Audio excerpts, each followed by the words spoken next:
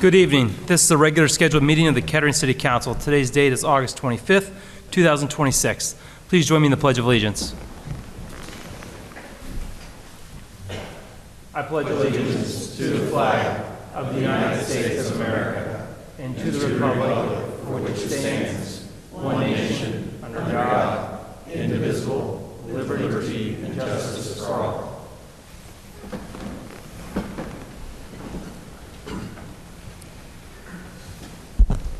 Please join me in invocation. Heavenly Father, we are grateful for this community and for the privilege of serving it together. We give thanks for all those who make our city stronger through their service, generosity, and care for their neighbors. Tonight, we also remember our fellow council member and friend Bob Scott, whose dedication to this community touched so many lives. May his memory remind us of the lasting difference one person can make. Guide our thoughts and discussions this evening with wisdom, patience, and a spirit of cooperation. Help us lead with humility, listen with respect, and care for one another as neighbors helping neighbors. Amen. Next, I'd like to recognize our Miami Valley Communications and Technology Group Government Production Technician, Evan Russell. Thank you, Evan. I saw him this afternoon filming. Thank you for being back in town this evening. At this time, I'll call upon Vice Mayor Duval for approval of the August 11th, 2026 City Council workshop minutes. Your Honor, I have reviewed the council workshop and meeting minutes from August 11th, 2026. I find them in order and I move for approval. Second. Motion's been moved and seconded.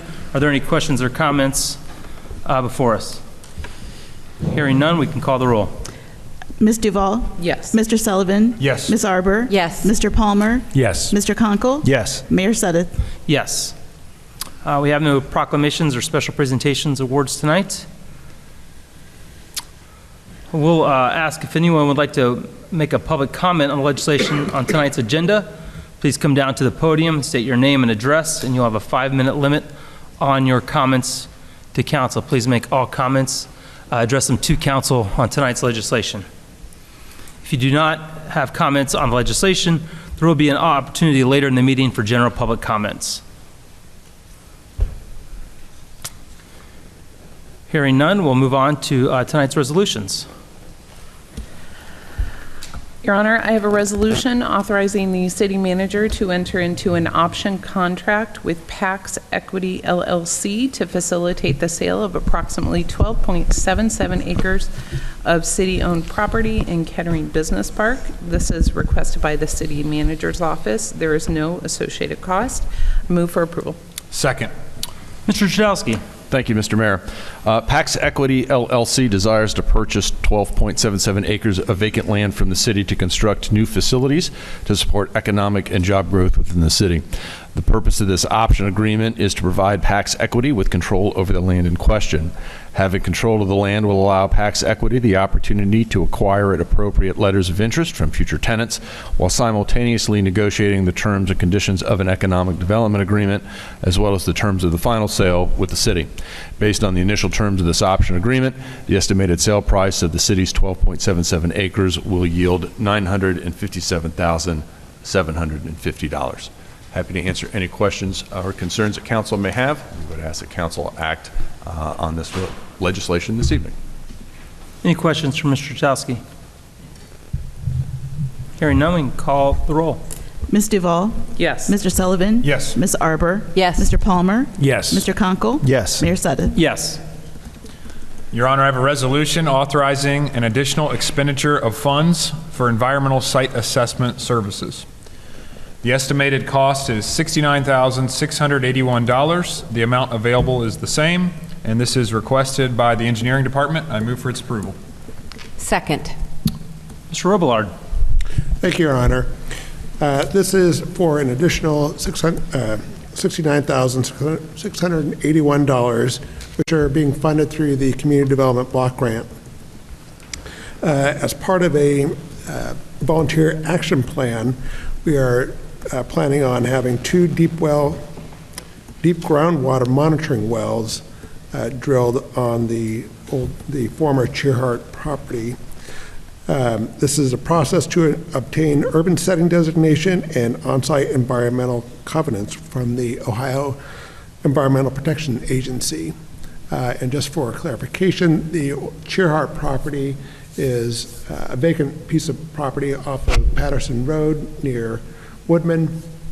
We bought it about 34 years ago and have been cleaning up the property slowly but surely. Since then, now we're hopefully on the final stages of this. I'll be happy to answer any questions. Any questions for Mr. Robillard? Seeing none, we can call the roll. Mr. Sullivan? Yes. Ms. Arbor? Yes. Mr. Palmer? Yes. Mr. Conkle? Yes. Ms. Duval? Yes. Mayor Sudduth? Yes. Your Honor, I have a resolution declaring the District 2 council seat vacant due to the passing of Councilmember Bob Scott, and this is being requested by the council office. Oh, I move for approval. Second. Motion's been moved and seconded. Any comments? Mr. Greason. Bear with me, Your Honor. As you know, Councilmember Scott served as the council member for District 2 since 2021 and passed away on August 11th. His passing results in a vacancy in the seat of the District 2 council member. So it is necessary that you declare it vacant by passing this legislation. Then that will set in motion the ability to fill it in accordance with the charter of the City of Kettering and the applicable provisions of Ohio law. And in the charter of the City of Kettering, this position could be filled at the next general election. Thank you. Any questions for Mr. Greason? Not being the November general election, but following. November 2027. Yes, if there's a general election. Any questions? Just a clarification, would there be a general election in May, or would that push that out until the 20? Go ahead.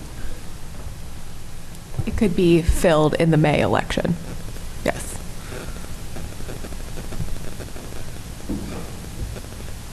Any further questions? We can call the roll. Ms. Arbor? Yes. Mr. Palmer? Yes. Mr. Conkle? Yes. Ms. Duval? Yes. Mr. Sullivan? Yes. Mayor Sudduth? Yes.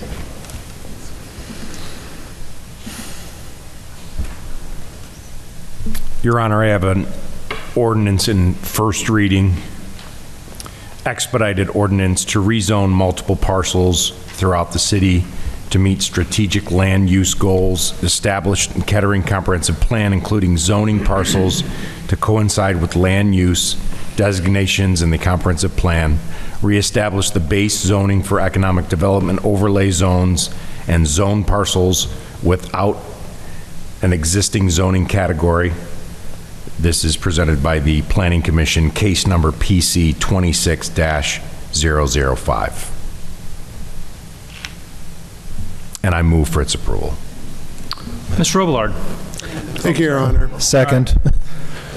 Thank you. The ordinance has been moved and seconded. Now for you, Mr. Robillard. Thank you, Your Honor. This ordinance is, as read, is to rezone multiple properties throughout the city. The Planning Commission held a public hearing on this. There was nobody there to make comments, but they were available for comments. The City Council, at the last City Council meeting, held a public hearing, and this is the final reading. The reason for the expedited ordinance is to coincide with the expiration of the moratorium that we have on for gas stations and drive-through type uses. And as Mr. Palmer pointed out, the primary reasons for this is to coincide with the long-term land use plan of the city to rezone all the economic development overlay zones to their base zoning and to put a zoning category to land that was never zoned to begin with. Be happy to answer any questions. Any questions for Mr. Robillard? Hearing none, we can call the roll. Mr. Palmer? Yes. Mr. Conkle? Yes. Ms. Duval? Yes. Mr. Sullivan? Yes. Ms. Arbor? Yes. Mayor Sudduth? Yes. Someone calling you, Mr. Greason, for the community update. Well, first, my apologies. I should have used the term citywide election instead of general election when describing when Mr. Scott's seat could be filled, and so sorry for any confusion there. I did want to note that Monday, September 7th, in observation of the Labor Day holiday, our administrative offices will be closed, and because of Labor Day, and like many of our holidays, Rumpke service will be delayed one day the week of September 7th. I think most people are familiar with how that works, but essentially Monday service will move to Tuesday, Tuesday to Wednesday, et cetera. If people have any questions, they can contact Rumpke at the number on the screen. Holiday at Home is special this year because of our semi-quincentennial, the 250 years celebration of America's independence. And there are events, obviously Saturday, Sunday, and Monday, and all of the wonderful events that we cherish with this great Kettering tradition. So you can check out the whole lineup of those events at holidayathome.org. And lastly, our blood pressure clinic dates are available for September, October, November, and December. You can see those on the screen, and those blood pressure clinics are at the library on Far Hills on Wednesdays. Be glad to answer any questions that you may have, and tonight. Any questions for Mr. Greason? And I did pass over one agenda item. I will call Mrs. Hayslip for any certifications or petitions this evening. My time to talk. Your Honor, we have no certifications or petitions this evening. And we've checked that box now. Okay. At this time, if you'd like to come speak before City Council, please come down to the podium. Each speaker will have a 5-minute limit. Speakers are asked to state their name and address. If there's anyone that would like to speak before City Council, please do so now and address your comments to the members of council.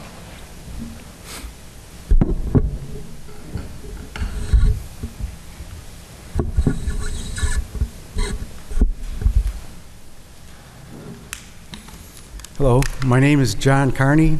I have a property at 2904 Roanoke Avenue in Kettering. I'm here to talk about this $15 million project, or I'm sorry, this $15 million cost that's being used in reference to the ice rink. Okay, I have a real problem with this number because it's very wrong. It's based on very bad information. It's based on a $6.5 million total in an MEP study that was issued in 2014. And that number really doesn't mean anything other than to say it's an accumulation of all of the highest estimates in all of the areas that were studied. So if you look at the first subject, which was the fixing the roof, okay, there were two options. One was 3 times more than the other option. So the economical option was in using 2014 numbers was $535,000. And what that entailed was taking off the sheet metal deck, taking out the insulation, removing the ceiling, examining and fixing any of the purlins that might have been included in the rust. Okay, that's option one, okay? So the second option was, $1,700,000 to build partial walls to support a flat, square roof, a rectangular roof. And building the new roof would have been newer. It would have solved or made easier some maintenance concerns. Okay. And I know that this particular roof has been plagued with leaks and maintenance issues and difficulty in terms of how workmen can get up and around and access the building even. Now, I've spent some time talking to some roofing guys, some commercial roofing guys, and they've said that in the last 50 years there's been a lot of improvements made in how they seal the seams on these steel roofs, that there are techniques to make it easier for somebody working their way around the roof. They're called anchor points, okay, and they involve sometimes, safety lines and harnesses. Okay, there's also other means in terms of assuring safety of workers and making their job a bit easier. Okay, so option one, the cheaper option, the $535,000, and that's the high end, yes. And again, I'm using 2014 numbers. Okay, and it's easier to do it that way, and I'll then convert to today's numbers, which is what you had to do when you developed this $15 million estimated cost to fix the building. Okay, so that issue alone, if you go with option one, it's, let's see here,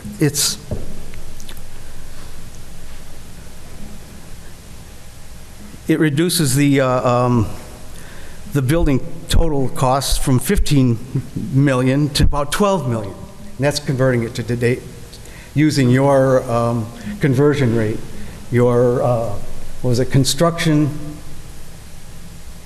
inflation rate, which was, had to have been 133%.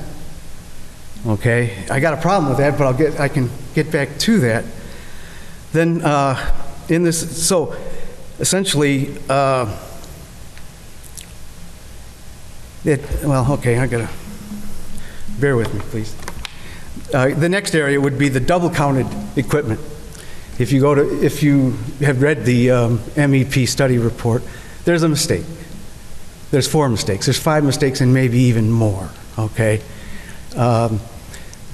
Included in that 6.4 million was a quote from a local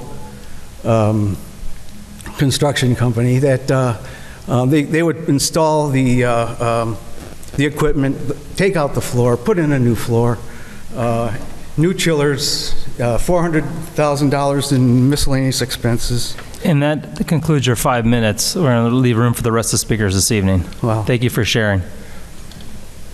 Okay, I got a lot more to say, so if anybody wants to give me some of their time, I'd be appreciative. But all right. Thank you. I appreciate this. Will you allow me to finish this at the end? We're at 5 minutes per person. We're going to stick to the rules. Okay. See you next time.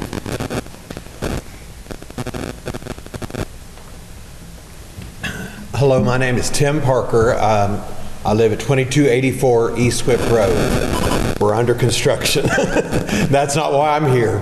A few weeks ago, I contacted my councilman. Never done that in the 35 years I've lived in Kettering. And it happened to be Bob Scott. He came to my home, sat in my living room, and talked with me. And I was so impressed. And that is what has propelled me to come and speak tonight. My condolences go out to the Scott family. The next week I heard that he'd passed, so I don't think he got to portray any of my issues and my concerns. I've lived on Whip Road for 25 years. Cornerstone has exponentially increased the traffic on Whip Road. I know you all have no control over traffic, and I know you have no control over the behavior of drivers, but we need something to help us on Whip Road. I know they call it a thoroughfare, and I understand when I bought there what Whip Road was, but it wasn't what it is today. And the traffic has just become ridiculous. I am legally blind. I have a sister who lives 1 block over on Berry Creek. She's 81 years old, and I can no longer go to her because I cannot take my life in my own hands and cross Whip Road. So really what I'm requesting is just maybe possibly a stop sign at either Brook Park or at Mill Creek, a 3-way stop sign, at the least some crosswalks, something to make it, because we are a residential area and the traffic is just ridiculous anymore. It's hard to even, I have someone that mows for me and they can't hardly mow the curb anymore. And like I said, I know that's beyond your control, but there are things that the city could do. And if we could just get one stop sign, it would slow the traffic down, a crosswalk so that maybe some of us, I've seen the mailman not even be able to cross Whip Road. And I recently drove down Glen Heath going to the rec center and saw the new work that they've done and the crosswalks. So given that the work is being done now on Whip Road, I thought this was a perfect time to come and explain my issue, respectfully request that you would look into something like this. I live between Bigger and Wilmington. We've had 2 cars totaled in our 25 years there, so we know not to park on Whip Road anymore. And that's fine. We choose to live there, love our home, love the city, but something needs to be done. The speed, enforcement of speed would be wonderful, but just to give us a chance or an opportunity. I asked Bob, and Bob was very gracious, and he thought all my issues were very legitimate. I said, I've seen where they put up a blind person sign. If you want to put a blind person sign in my yard, you're welcome to do it. He said, I've never seen that in Kettering, but I have seen it in other communities. And I would like to just be able to cross the street and go to my sister if I need be, and I can't do that now. So anything you can do would be greatly appreciated, just your concern and you're looking into it, and I would appreciate that. And this is an addendum, and I know you probably have absolutely nothing to do with this, but I don't know why Station 44, Washington Township and Centerville, has decided to use Whip Road as their emergency access. They come out on Clio. Why don't they stay on Clio, go down Wilmington, and go to wherever they're going? They go through there, and I've had somebody look for me the last 3 times who they are, and it's Washington Township, Centerville emergency vehicles. And they are flying and sirens blaring down Whip Road. I wish they would just stay. They come out on Clio. Why can't they just stay there? I appreciate it, and if you could do anything to help with this issue, it'd be greatly appreciated. Thank you, sir. And the folks who heard that, both chiefs and our city engineer are in the room tonight to hear this, so thank you. Thank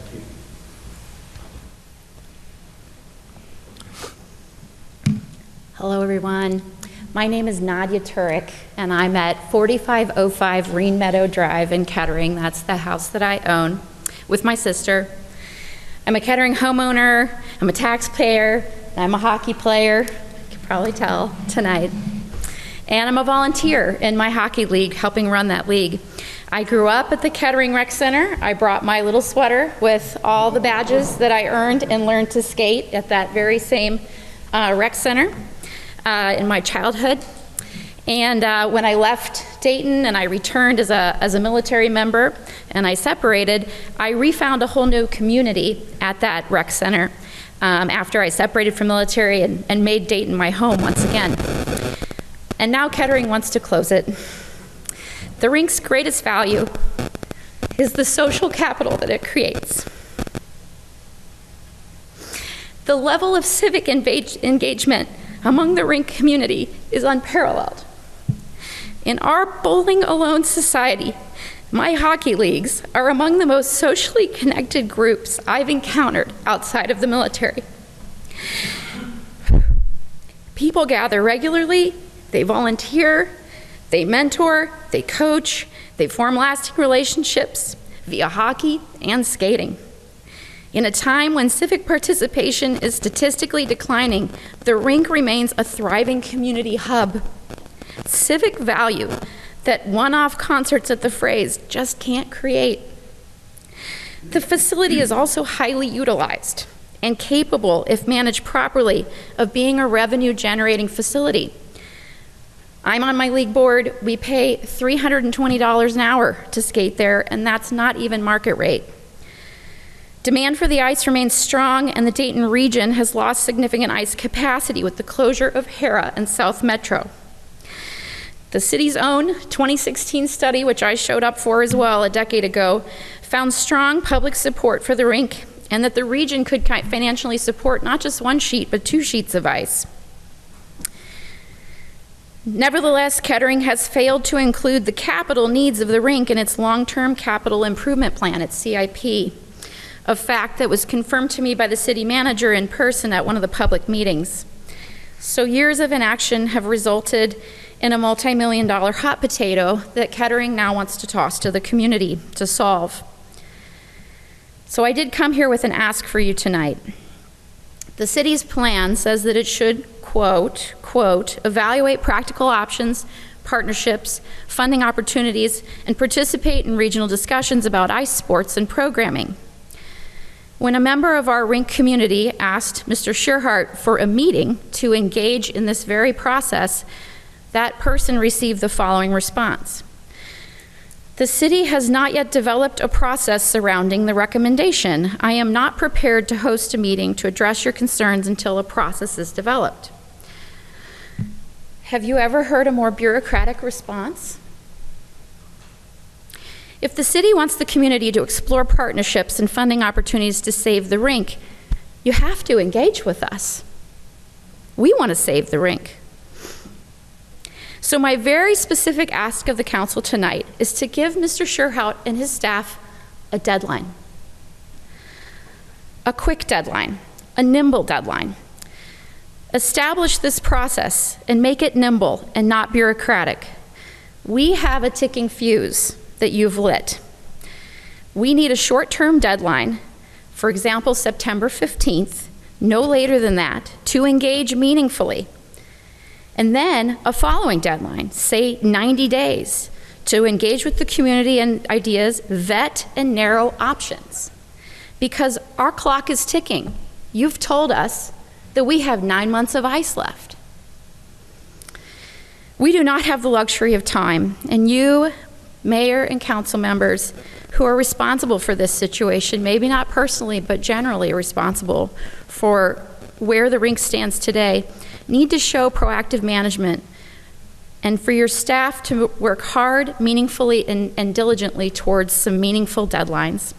So I respectfully ask you to bring regional leaders together to pursue a public-private partnership to rejuvenate and operate the rink.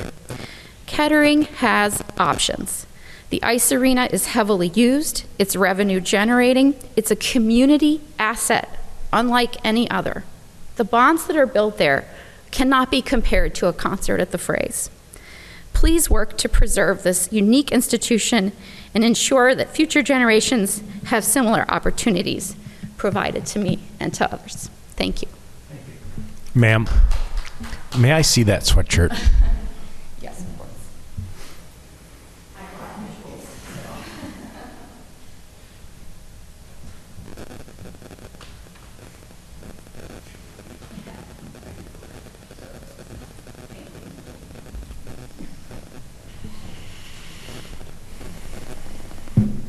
Hello, my name is Gianna Carlino. I live at 4745 Bigger Road, Kettering, Ohio.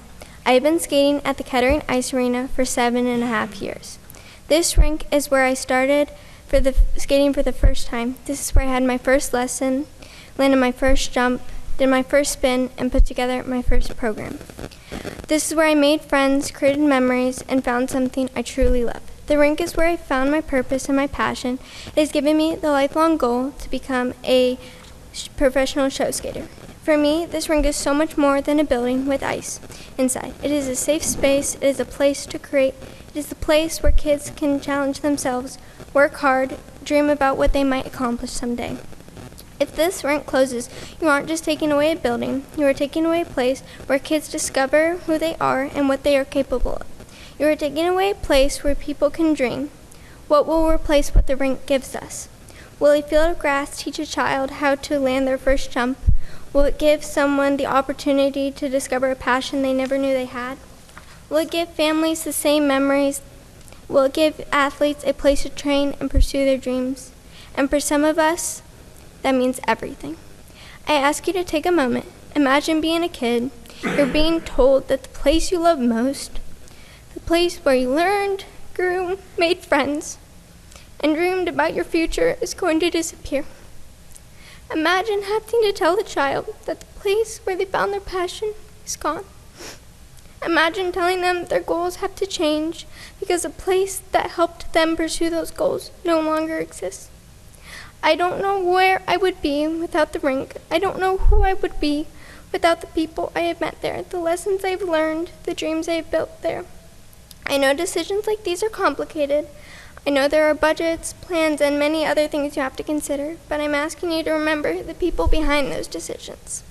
Remember those kids who walked through the doors excited to skate. Remember those families who spent their time there. Remember the athletes like me who are working towards their dreams. I walked onto the ice for the first time, not knowing how important this rink would become to me, and now, 7.5 years later, I can't imagine my life without it. Please don't take away the place where so many people come to learn, to grow, to create, to belong, to dream. Please save the ice arena. Thank you. Thank you. Great job.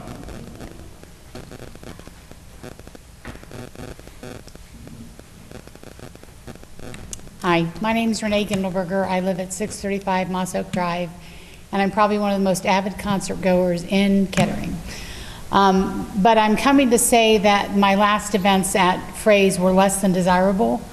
I was there just 3 nights in the last couple weeks, and at 2 of them, it was quite obvious that people were not honoring the rules of the Fray's. It used to be you could barely stand up and dance without getting in trouble early on at the Fray's, but there was people that were there. They were using vapes. They were smoking CBD oil. It was quite obvious. You could see the clouds of smoke, and nobody did anything about it. There was not any effort to curtail that, and that goes against the rules of the Fray's. And I think if you want to hold this as a family important place, we need to make sure those things are working right. I also don't think without a roof on it, the Fray's has the best opportunities to see concerts without being interrupted by weather.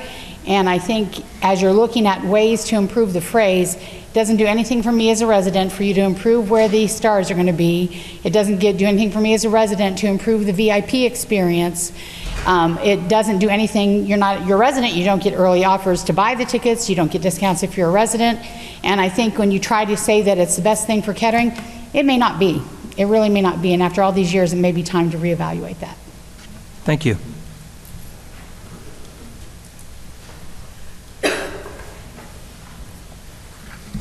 Good evening, Michael Carlino, 4745 Bigger Road.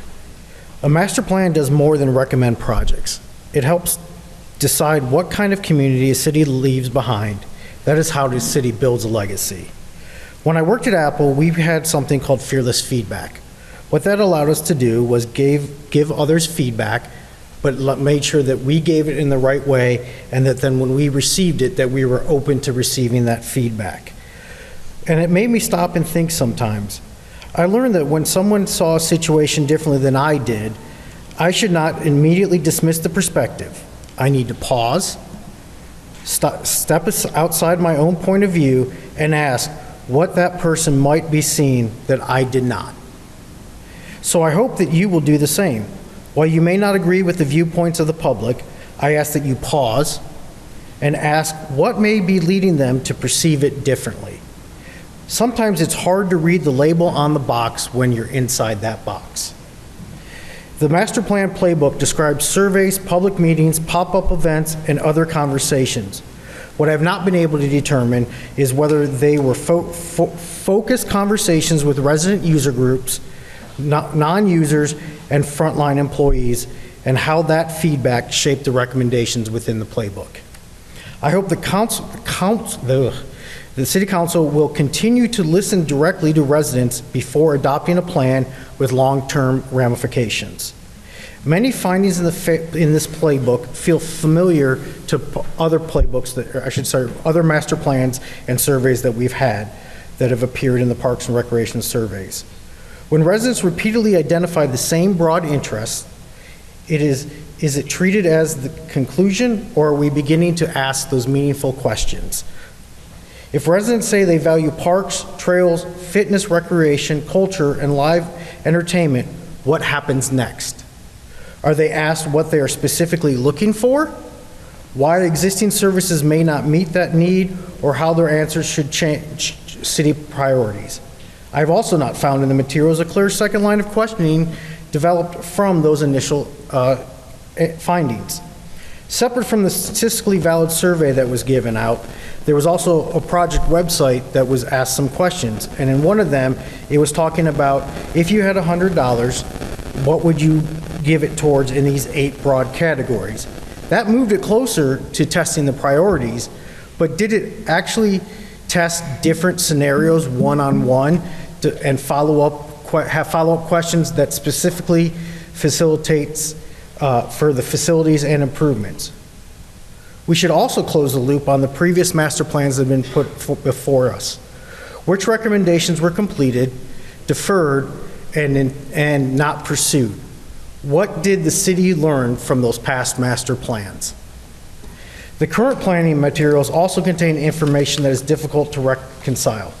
In Appendix H, it says the proposed phrase improvements could attract higher profile artists, increase bookings, and support revenue growth. Yet, in the 2024 phrase master study, says high profile shows will remain difficult to secure because larger promotional partners work with the other venues around the area.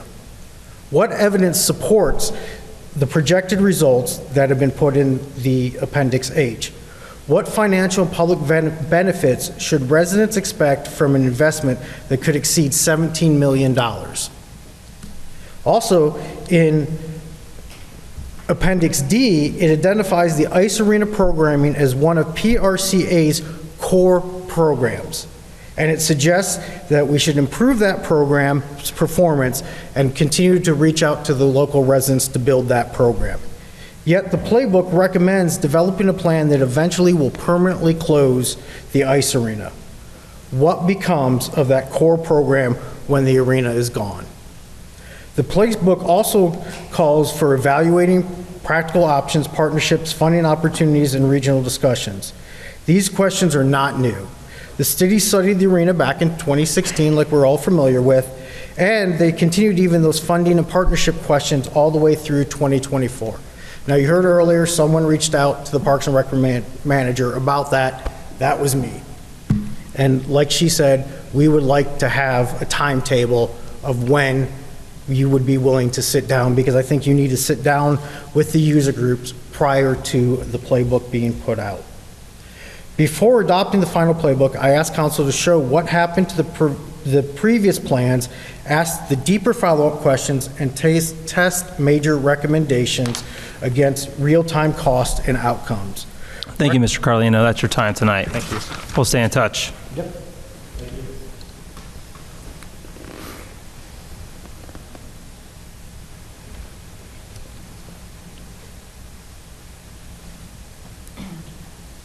Seeing no more public comment, we'll call Ms. Duval to be the first person to give the city council update this evening. First, thank you to everyone who came to speak about the ice arena and about the phrase. I will say your perspective on the phrase is very unique. We haven't heard that before specifically, so thank you all for coming tonight. Small update. KLA, we are looking forward to our upcoming retreat, which kicks off our year. I want to thank in advance Cox Arboretum and Camp Joy for hosting us. It's going to be a good year for KLA. Also on September 10th, the Board of Community Relations will be hosting a reception. Ooh. A little power surge. Are we good? Should I keep going? I assume I'll keep going. On September 10th, we'll be hosting a reception to honor all the nominees of the Good Neighbor Award, and we will announce the winner on that date. So we're very excited about that, and that's all I have tonight. I'm the City Council liaison to the Sustainability Committee. And so a topic of conversation, actually for several months, has been the aging infrastructure of for our stormwater. And then that became the primary topic of conversation at our last meeting on Thursday after that insane amount of rainfall that we got last week. That was an unusual storm, very unusual, that I don't think any city was really, system can handle that. But the conversation about parts of the older neighborhoods in Kettering that are getting flooding or flooded basement or having water issues like that, that is a real problem. The Sustainability Committee has talked about that quite a bit. We've talked about that tonight in workshop. It's something that city staff's aware of. It's something city council's aware of. And it's a real problem. My basement flooded in that last rain. I know some people had significant, property damage and things like that. So it is really frustrating. We've seen a lot of those pictures and we feel for you guys, but we're aware of that is stuff that we have been talking about. So I just wanted to acknowledge that. And then on a very different note, I wanted to talk about a little local Kettering business that I just discovered over there on Bigger Road near the Dayton Brick Shop, the Lego shop. I don't know if you guys are familiar with it. Oh, sorry, Dayton Brick Shop, okay. Next to it is Ninja Obstacles. That's the one I just discovered. So I have 3 young daughters. My youngest daughter just turned 7 last week, and they love American Ninja Warrior, if you've ever seen that show. So we went to Ninja Obstacles for her birthday, and that place is awesome. So if you have kids, grandkids, whatever, I would highly recommend. We went to the open gym, but they have classes and things like that. You can look at their website to get all the details. I don't want to give you wrong information, but we booked it for an hour, and we worried that's not going to be enough time. They were exhausted 45 minutes in, so an hour was plenty for our kids. But really cool little Kettering business that I just wanted to plug. Did you take them to Narco Burger after? No, I should have. I still haven't been. I need to go there too. You missed out. That's it from me. Thank you. And I'm going to reiterate what Lisa said. I thank everyone for coming and talking. I know it's not easy, and it is appreciated that you two take the time and come and talk in front of council. We do appreciate it. Mine is a little back in time, but I want to acknowledge everyone who helped out at the Art and Commons on August the 9th. It was such a success. I know this event, it takes so many people from the Rosewood, it takes so many people from the Phrase staff, along with so many dedicated volunteers. And the artists that come to the Kettering Art on the Commons, they tell us every time how much they love the show, how easy it is for them to set up because they have all the volunteers helping them, to the volunteers who sit in their booth to allow them to take a quick break, to the volunteers who walk around and give them water all day long. It just means a lot to those artists, which means we have such an amazing show inside our city, inside Lincoln Park. So I just want to thank everyone that was there, that gave their time to make that day and make the artists feel so welcome, and know that it's very appreciated by everyone that's there. I wasn't present a couple of weeks ago because of a prior commitment, so I just wanted to say a couple words about Bob Scott.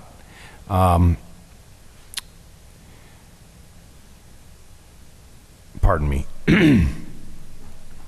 My deepest condolences to his family. The eulogy delivered by his son, Rob, at the service last week really reminded us of what service above self looks like. The seat to my left will be very difficult to fill, especially to the standards set by Bob. He will be missed, and as we make decisions, I know that all of us will be thinking about Bob and how important he was to this council. Thank you. My update tonight, as I'm still new to this role, I am still learning all the different parts of it, including my liaison roles. And I just want to say I'm very excited to have found out that I will be part of being a liaison to the Volunteer Advisory Council. So I'm excited to get to work with those folks. And then also the Partners for a Healthy Youth Advisory Board. So I look forward to doing that and be able to give more updates about those 2 groups as we get into that stuff. Thank you. I would say Mr. Palmer and Mr. Sullivan look very well rested for 2 teachers in the midst of their second week of school. I don't know what's going on at Fairmont schools, but you guys look entirely too well early on. Thanks to everybody who's paid attention to our students and the change in traffic patterns on Glengarry, making room for all the students at KFMS, and that it hasn't been a change. My neighborhood is really weird with nobody at Van Buren. There's no traffic on my street in the morning or after schools, and it's strange to have an empty street after all these years next door to Van Buren. So thank you all for paying attention to the kids. We continue to work toward a solution about e-bikes. That's still in process, that we're working on that regionally. We're trying to get consensus among all of our neighbors so that we all are on the same page as we pass legislation about the way those bikes are used on sidewalks, streets, in our parks, and our trails. That's not lost on us. It's something we continue to see and continue to hear from our hospital partners, the physicians in the area, about the increase in injuries to our youth and young adults on these machines. So continue to pay attention to folks who are not following the rules, that do your part. To the folks talking about ICE, it's not lost on us the responsibility we have. I just want to remind you that the report is a draft. The council has not received it yet for our revisions and our changes. That's still weeks away. So your question toward Mr. Sherrard's inability to begin to bring together a group of people, that's because we haven't given him the direction to do that, because we don't have the final report. We've not finalized it. So I assure you that there will be time for these conversations, that we're committed to what I told you at the open house. That has not changed. Our commitment to investigate all options is still there. But we're not there yet. It's a draft report that the council has not seen or adopted yet. And that will come to us in the coming weeks. And then staff will have directions on how to begin to create a process to investigate all the options. So all we continue to do is ask you for patience. I know it seems urgent to you that there's a 9-month clock, and we appreciate that. We understand that too. That's not lost on us, but we don't have the report yet. So until we adopt the report, there's nothing for us to give in terms of direction to staff. That we just can't work out of order. So it's not lost on all of us, and our emails and our phones have not slowed down. So we know this is there. We know there's a clock ticking. And you have our attention. So we ask you for patience and continue to speak, continue to investigate, and continue to come to us with ideas. We're going to hear them all when the time comes. Okay? With that, thank you all for being here tonight. Thank you for the spectators who were here who didn't speak. Thank you for being in the room tonight. If there's no further business, I just ask that this week you take care of yourself, and if you can't, take care of a neighbor too. Our next regular scheduled meeting is scheduled for September the 8th in this room in 2026, and we are adjourned for this evening.